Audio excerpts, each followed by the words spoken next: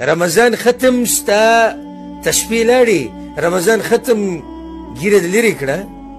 رمضان ختم فرض مونځ پاتې شو،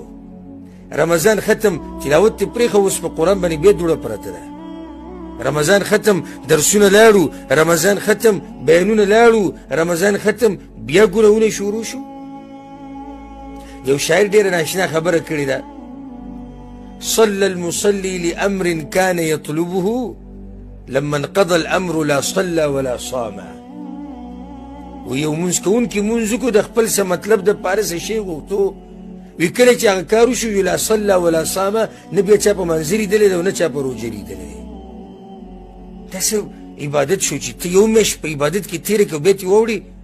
زم د دې څه فایده شوله د میاشتې د عبادت، د دې څه فایده شوه؟ بلکې دا خو د یېرې خبره ده چې د دنه د عبادت الله نه دی قبول کړی، ځکه چې د عبادت ته قبلېدو یوه نښه علما دا ذکر کوي چې په هغې پسې به ستا حالت ښه شي، ډېر به ښه کېږي، ډېر به ښه کېږي، د مخکې نه به ستا حالت ښه کېږي، او که حالات دې بیا شاته واوړېدو نو دلیل دی په دې باندې چې الله دنه د عمل نه دی قبول کړی. دا ډېر د یېرې خبره ده. که ته د الله د عبادت نه او د بندګۍ نه او د هر قسمه اطاعت چې ته د الله کې د هغې نه ته